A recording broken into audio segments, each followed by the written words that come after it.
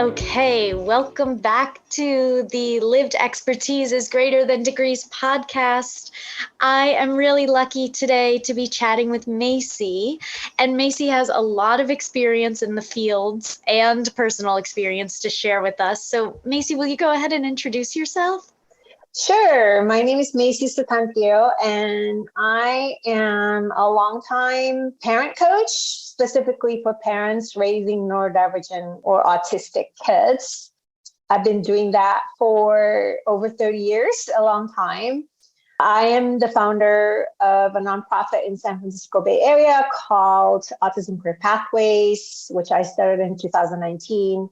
I decided to start this nonprofit because I watched my autistic clients grow up and they were not able to get a summer job doing something that they're an expert in, so it just got me thinking, what's the whole point? Like, I know that my autistic clients with me and their parents, they've worked so hard to be the best they could be. And it seems like the world is not ready for them. And at that point, I was like, okay, I really need to look into this and hopefully be able to make a difference. Personally, I'm a late diagnosed autistic adult.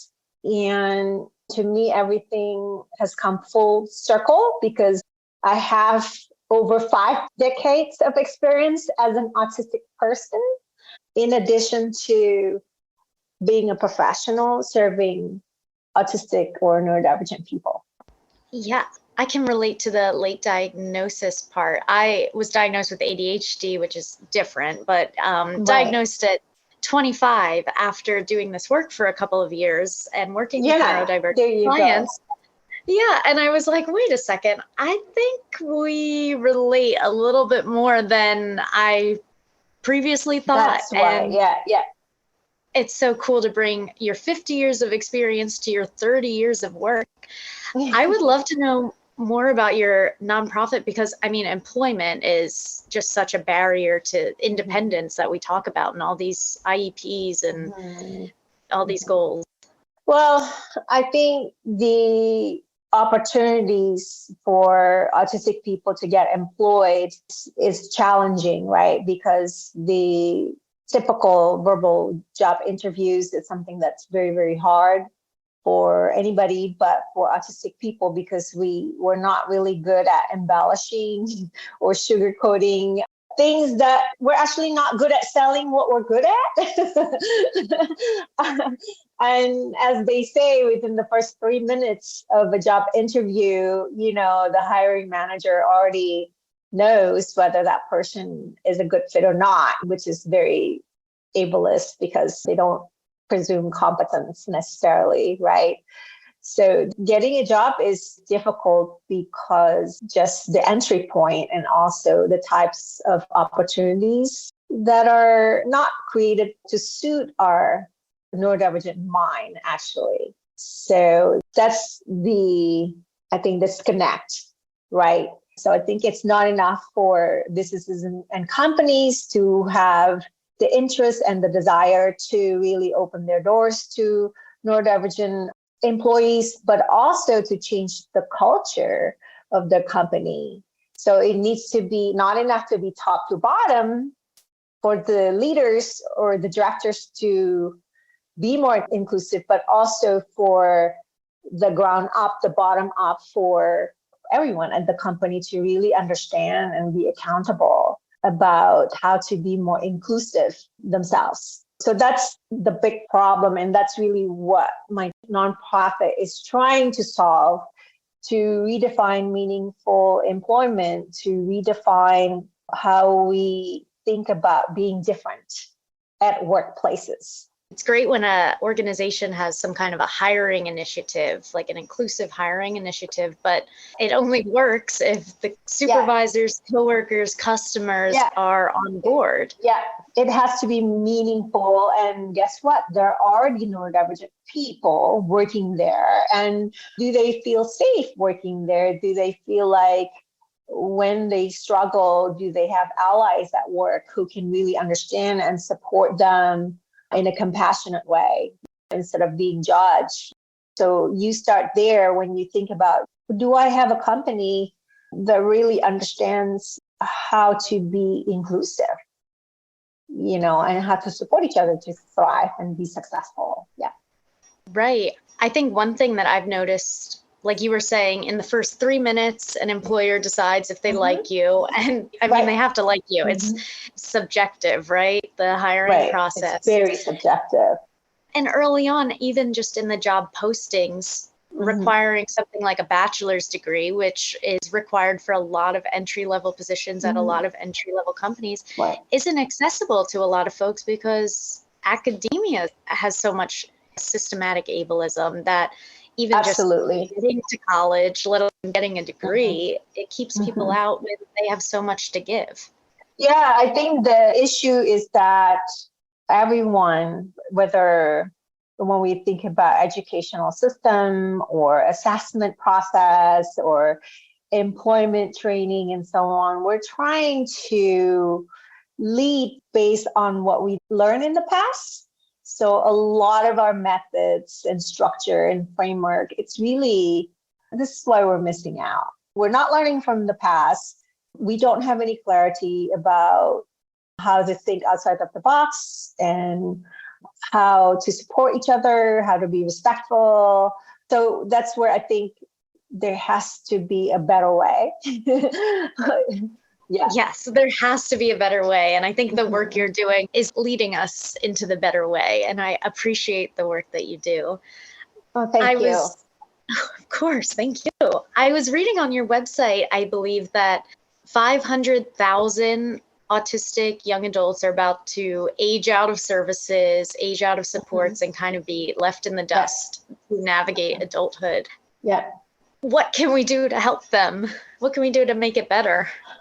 Well, I think now with social media and platforms, there's so many autistic voices, right? There are many more autistic professionals like me sharing their own lived experiences and trying to do better, trying to be good role models for younger autistic kids. And we're working really hard to change the world, change the society so that autistic kids will grow up and have a much better, not just sense of belonging, but they can actually belong, right? So the way to do that, I think, is for everyone to be accountable so they can be that bridge, right? So we need a way that the autistic community, like people like me, as well as the autism community, people who are neurotypical, to actually come together and really walk the talk, right? And not just read a good feel video or read an article about an autistic young man who has learned songs by Elvis and he's now doing his thing. That's a good feel story. But really ask, within my own tiny world, my own habitat, my own dining table when I sit with my family, what can I do to really understand and also help people who are near me, people who I see every day, to really learn how to be different together. So I think the community has to come together. And it's not autism specific. It's just changing our mindset altogether. I think that is a very approachable way to make change, is to just look at your immediate surroundings, your immediate circles, build those connections, bridges, make opportunities where you already are, and then kind of hope it spreads. I think you gave a perfect segue into this idea of lived expertise is greater than degrees, of people using their lived experience and sharing on social media. Yeah. And I've learned so much on Instagram, YouTube, TikTok, Reddit, from all these neurodivergent creators. And I think that's something that more professionals should be doing, because there's only so much that we can learn from a textbook or a research journal. Yeah. Because it's not really humans, it's stereotypes. I think there are two kinds of smart. There's the book smart and street smart, right? So being book smart, I think, for, let's just say, If you're an OT student or a young person studying speech therapy field, for example, you're going to work. The field draws you because obviously you love serving this population, right?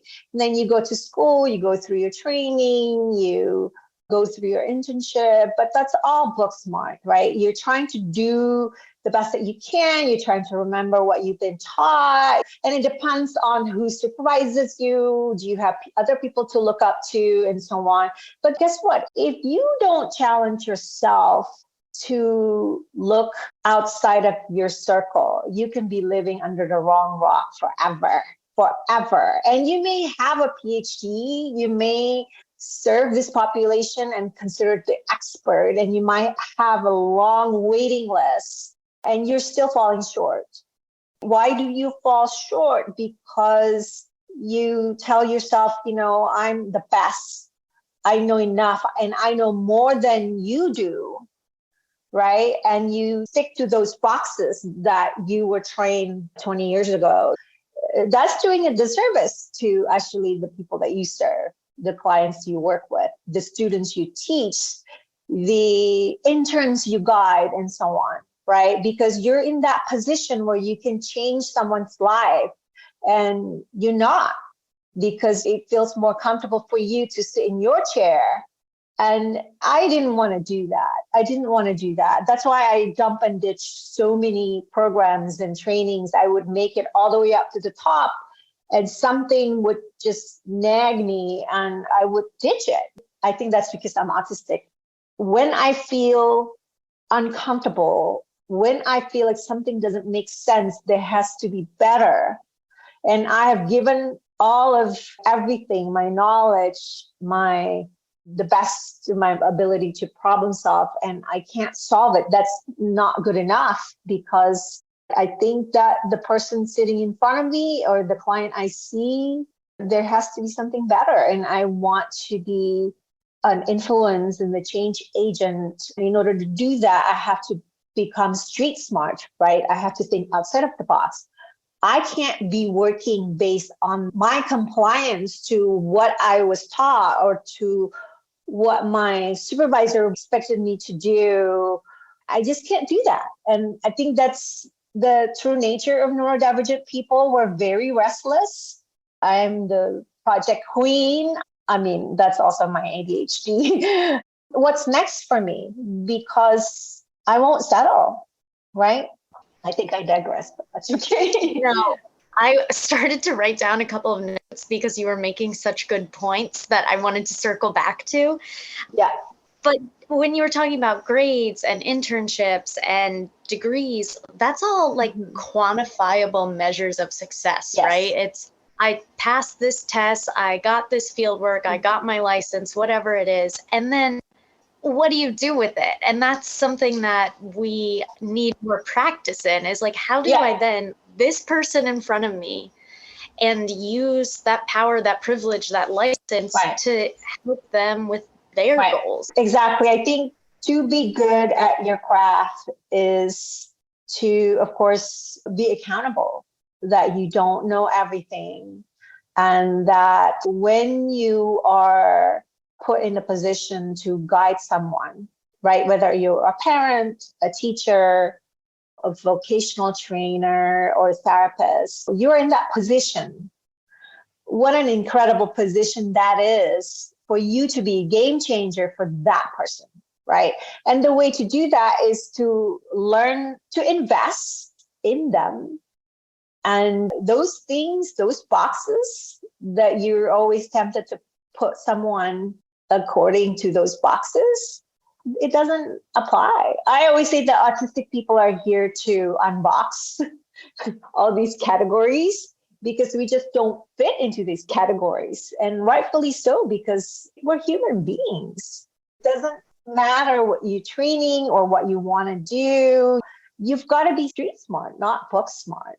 That unboxing autism, like, what a good metaphor for how do we take, especially with neurodiversity or disability in general, where it does not lean towards any certain like demographic criteria, and Yeah. neurodivergent folks are more likely to be queer and exploratory in other ways. And I think one thing that you also said that stuck out to me is jumping from job to industry, like jumping around, because I think there is that restlessness, like you said. And I think neurodivergent folks also have such a strong value system, moral compass, ethical mind, where if something isn't going well, we need to find something that we question it. Yes, correct. I value that so much. That's something that I learned from my first clients, and I learned it probably too thoroughly because I then quit that job when I needed a better system of role models than I had in that organization. Yes. And so here we are, podcasting.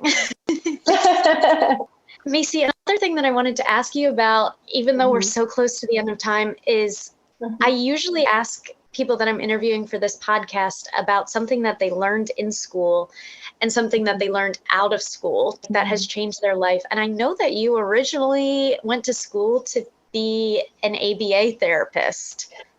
No, I came across the field of autism through ABA. I was a psychology major, and I knew that I wanted to work with kids. And it just happened that I was placed in the classroom for autistic kids. And since I went to UCLA, and most of those kids were under the supervision of the Young Autism Project under Dr. Ivar Lovas, that's how I came across. Yes, that's how I started. And I think I had learning disabilities. So I have dyscalculia as well as auditory and sensory processing differences. So I really tried to comply. I was really compliant when it comes to following the formula when working with my autistic clients. I'm talking about 30 plus years ago, because I thought that that's what I was supposed to be doing, right? But the more I got into it, especially after I started working with kids who were more impacted by their autistic conditions, that's where I had to think differently. That's how I learned how to think outside of the box and problem solve differently, because those kids would not really work according to protocol, right? So that's how I learned to just question everything. There has to be better. All of these repetitions, this wasn't how these kids could learn best, right? So even as I moved my way up to the top to become a clinic supervisor, I just couldn't handle it anymore, partly because I had major sensory burnout and working longer hours, working with more clients. It just wasn't enough, because I do see what goes on behind closed door for these autistic kids who were considered successful within the protocol.